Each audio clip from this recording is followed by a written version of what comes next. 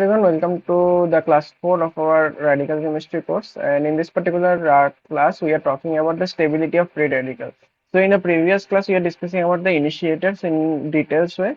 So here we are actually dealing with that what are the stabilizing factor for a radical to stable. Okay. So first of all, that the radical which have the more hyperconjugative structure are the most stable.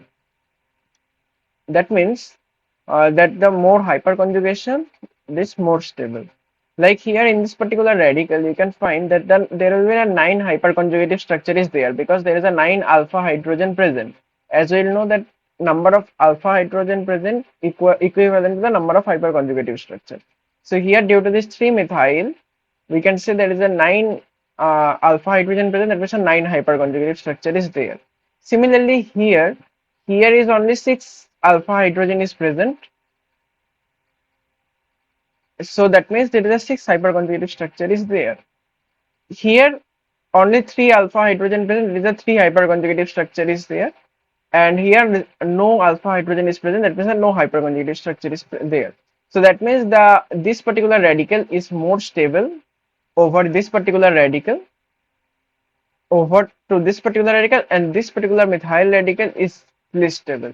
That's why the radical stability increase this particular order, that methyl primary radical, secondary radical, and tertiary radicals. Okay, so now also radical stability increases in presence of conjugated double bond, that means a resonance stabilization. Here in this particular radical, it is a primary radical, also it doesn't have any resonating structure, but here due to this allylic radical there is a pi bond is there, so there is a option for resonance. So this particular radicals are like undergo resonance to get the two different resonating structure, and that's why it is a resonance stable. And also if there is a cross type of double bond is there, conjugated double bond is there, so this particular radical is more stable due to the fact there is a more resonating structure has been observed in this particular radicals. So this particular radical is more stable. Also, sigma radicals are less stable over pi radicals, and if a radical having a more p character, then we can say this radical is more stable. Like example here in this particular phenyl radical, it is a sp2 radical, so that this particular radical which having nearly 66% of p character. Okay, and also it is present in the sigma bond, so it will be less stable. Here this also is sp2, but it present in the pi bond, so it will, we can say that it is a stable radical over this particular radical. But here in this particular compound, you can see that this is a sp3 compound, and sp3 the p character is nearly 75%. And since the p character is much higher, then this particular radical is much more stabilized. And here in this particular compound, we can say that the radical is present in the p orbital. That means it contains 100% of p character. And due to this 100% of p character, we can say that this particular radical is much stable over this type of radicals. Okay. Also, if a radical contains a lone pair donating group adjacent to a lone pair donating group, radical adjacent lone pair group are more stable than normal radicals. This can be easily explained by this particular energy profile diagram. So this is the SOMO of the p or radical. There is a p present in the p orbital. This particular radical SOMO, and here this the oxygen is there, and this oxygen will have a lone pair which can be donated, and this is present in the lone pair of electron donating group. And when this draw the molecular orbital diagram, we can find that in bonding molecular orbital there is a two electron are present, and in the anti-bonding molecular orbital this is now become the higher energy SOMO. It contains one unpaired electron, but what happened that since it is one electron present in the anti-bonding orbital, however the two electron present in the bonding orbital, so it is much stable over the radical which doesn't contains a lone pair group. Now, if the lone pair group is not there, then the energy of the particular radical is here. But due to the presence of lone pair orbital, there is a orbital mixing takes place, and now this particular lower energy orbital comes down here. So the energy of the particular compound is decreased. That means the particular radical becomes stable. Now here donation of electron density from oxygen, like here in this particular compound, okay, is partially filled CP orbital via 2p2p overlap, and due to this 2p2p overlap, the radical is stabilized. Now let us talk about the captodative effect. Captodative effect refers to the enhanced stability of a certain free radicals that possess both electron withdrawing group, that is a captor group, and an electron donating group, that is a dative group, attached to the same carbon atom bearing the radical. Like example, this particular compound, okay, here this particular radical is there, and here a donating group is there. Now this particular donating group will donate their electron density to make this particular radical stable. Similarly, the electron withdrawing group, this particular double bond, will do the resonance stabilize of this particular radical. And due to this type of radicals are much stable over any kind of radical. Here, the electron donating group, that is the captor group stabilize the radical by delocalizing the unpaired electron through inductive of resonance effect. Here, the electron density it donated to stable the particular radical. Also, the electron donating group dative also stable by donating electron density to the radical center. This further delocalized the unpaired electron. This is the captor and this is the dative group. Thus, it is called as the captodative effect. And this type of radicals are much stable.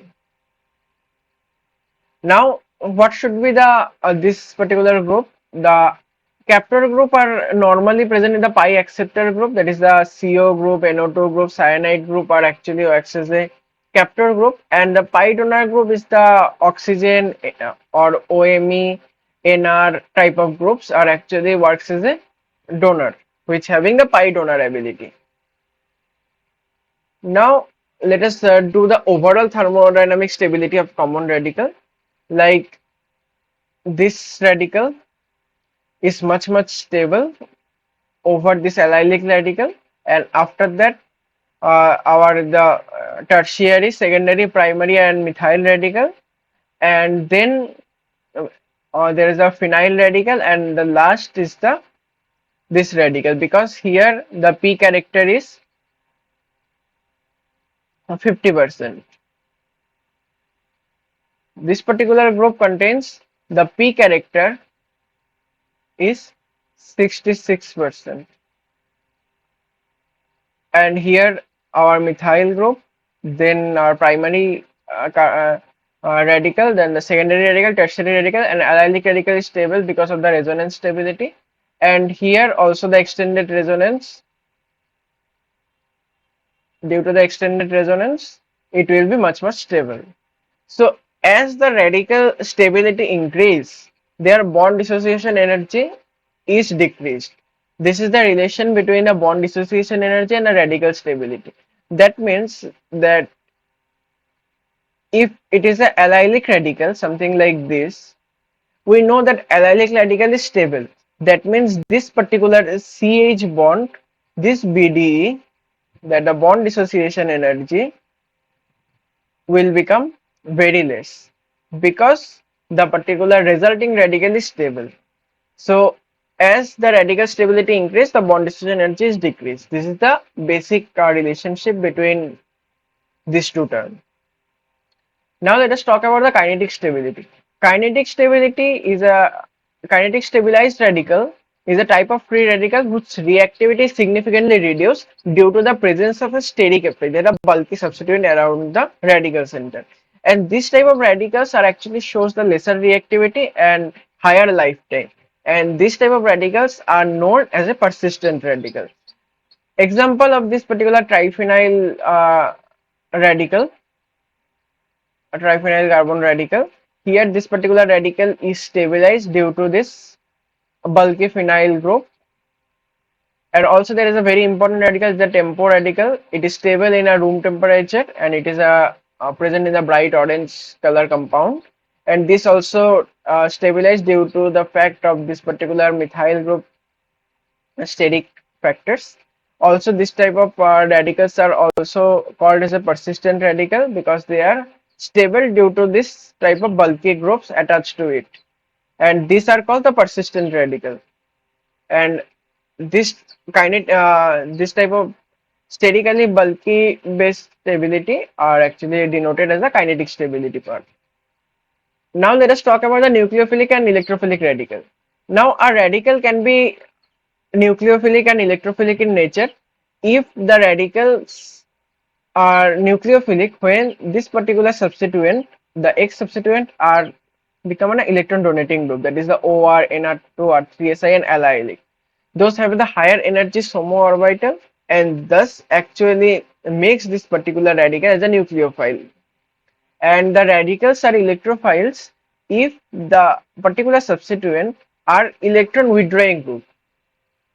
Like if the radical contains the adjacent group are NO2, CN, COR, CO2R, CF3. This type of radical, what happened that this type of radical pull the particular radical center, which actually decrease the energy of the SOMO orbital, and thus the this particular center become the radical center become a electrophilic in nature, and that's why this compound are electrophilic terms as electrophilic radicals. And there are some radicals that are very electrophilic, that is this type of the RO radical, RCO2 radical, fluorine, chlorine, halogen radicals are actually the very electrophilic radicals. Like the radicals which having the compound having the higher electronegativity, this type of radicals are usually electrophilic in nature. So with this, we have to end this particular lecture. So in this particular lecture, we are discussing about the thermodynamic stability of radical and kinetic stability of radical. In thermodynamic stability, we are talking about the hyperconjugative stability and the particular resonance stability of radicals. We also learned that number of hyperconjugative structure, more number of hyperconjugative structure leads to the radical stability, and also we learned that as the p character increases, the radical stability is also increased. Similarly, the resonance, more the resonance, more the radical stability. And in the case of kinetic stability, we learned that when the particular radical are surrounded by a bulky substituent, then particular radicals are more stable, but the reactivity of the radical is very less. And then we are talking about the electrophilic and nucleophilic radical. From the next class onwards, we are talking about the radical reaction, and this radical reaction is very important in exam purpose. So thank you for listening.